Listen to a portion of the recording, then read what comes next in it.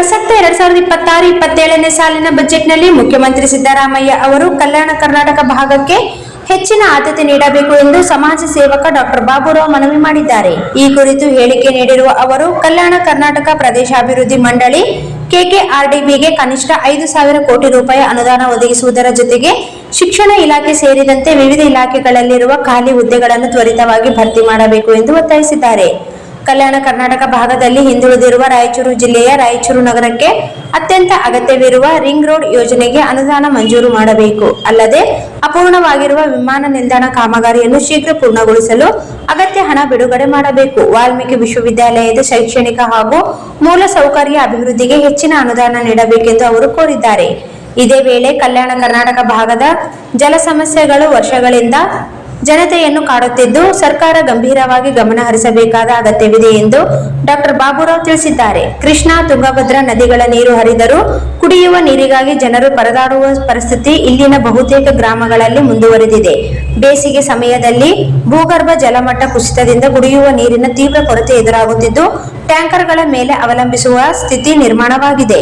ರಾಯಚೂರು, ಯಾದಗಿರಿ, ಕಲಬುರಗಿ ಜಿಲ್ಲೆಗಳಲ್ಲಿ ಶಾಶ್ವತ ಕುಡಿಯುವ ನೀರಿನ ಯೋಜನೆಗಳನ್ನು ಪರಿಣಾಮಕಾರಿಯಾಗಿ ಜಾರಿಗೊಳಿಸಬೇಕು. ಹಳೆಯ ಹಾಗೂ ಶಿಥಿಲಗೊಂಡಿರುವ ನೀರಾವರಿ ಕಾಲುವೆಗಳ ಪುನರ್ ನಿರ್ಮಾಣ, ಕೆರೆ ಕಟ್ಟೆಗಳ ಪುನಶ್ಚೇತನ, ಮಳೆ ನೀರು ಸಂಗ್ರಹ ಯೋಜನೆಗಳಿಗೆ ವಿಶೇಷ ಅನುದಾನ ನೀಡಬೇಕೆಂದು ಅವರು ಒತ್ತಾಯಿಸಿದರು. ಕೃಷಿಗೆ ಅವಲಂಬಿತ ರೈತರಿಗೆ ಸಮರ್ಪಕ ನೀರು ಸಿಗದಿರುವುದರಿಂದ ಬೆಳೆ ನಷ್ಟವಾಗುತ್ತಿದ್ದು, ಇದನ್ನು ತಪ್ಪಿಸಲು ಸಣ್ಣ ನೀರಾವರಿ ಯೋಜನೆಗಳನ್ನು ಬಜೆಟ್ನಲ್ಲಿ ಪ್ರಾಮುಖ್ಯತೆ ನೀಡಬೇಕು ಎಂದು ಹೇಳಿದರು. ಒಟ್ಟಿನಲ್ಲಿ ಕಲ್ಯಾಣ ಕರ್ನಾಟಕದ ಸಮಗ್ರ ಅಭಿವೃದ್ಧಿಗೆ ಜಲ, ಶಿಕ್ಷಣ, ಆರೋಗ್ಯ, ಸಾರಿಗೆ ಮತ್ತು ಉದ್ಯೋಗ ಕ್ಷೇತ್ರಗಳಿಗೆ ಸಮತೋಲನದ ಅನುದಾನ ನೀಡುವ ಮೂಲಕ ಈ ಭಾಗದ ಐತಿಹಾಸಿಕ ಹಿಂದುಳಿತನವನ್ನು ನೀಗಿಸಬೇಕು ಎಂದು ಡಾಕ್ಟರ್ ಬಾಬುರಾವ್ ಮನವಿ ಮಾಡಿದ್ದಾರೆ.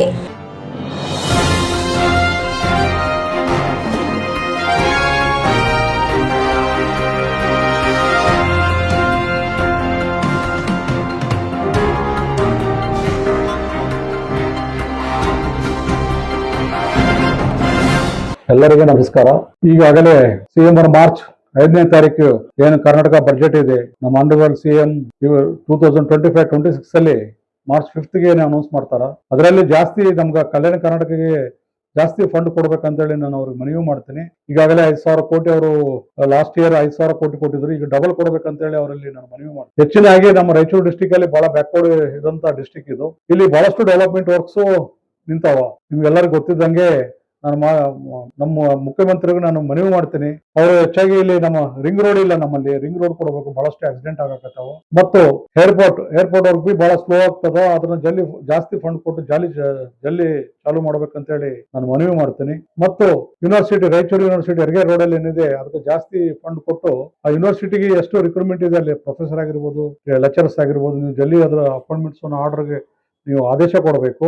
ಮತ್ತೆ ಕಲ್ಯಾಣ ಕರ್ನಾಟಕದಲ್ಲಿ ಸುಮಾರು 18,000 ಮ್ಯಾಗ ವೇಕೆನ್ಸಿ ಇದೆ. ಆಗ ಈಗ ಕಲ್ಯಾಣ ಕರ್ನಾಟಕದಲ್ಲಿ ಯುವಕರು ಬಹಳ ಜನ ಇದ್ದಾರೆ. ಅದು 18,000 ಮ್ಯಾಗ ಇರುವಂತ ವೇಕೆನ್ಸಿಗೆ ನೀವು ಈ ಬಜೆಟ್ ಅಲ್ಲಿ ಅನೌನ್ಸ್ ಮಾಡಿ ಅದನ್ನ ಅಪಾಯಿಂಟ್ಮೆಂಟ್ಸ್ ಅನ್ನು ಕೊಡಬೇಕಂತ ಹೇಳಿ ನಾನು ಇನ್ನು ಸಿಎಂ ಸಾರಿಗೆ ನಾನು ಮನವಿ ಮಾಡ್ತೀನಿ. ಮತ್ತೆ ಬರೋ ದಿನದಲ್ಲಿ ನೀವು ಒಂದು ಒಳ್ಳೆ ಬಜೆಟ್ ಕೊಡಬೇಕು ನಮ್ಮ ಕಲ್ಯಾಣ ಕರ್ನಾಟಕಕ್ಕೆ ಅಂತ ಹೇಳಿ, ಸ್ಪೆಷಲಿ ನಮ್ಮ ರಾಯಚೂರು ಡಿಸ್ಟಿಕ್ಗೆ ನಾನು ತಮ್ಮಲ್ಲಿ ಕಳಕಳಿಯಿಂದ ಮನವಿ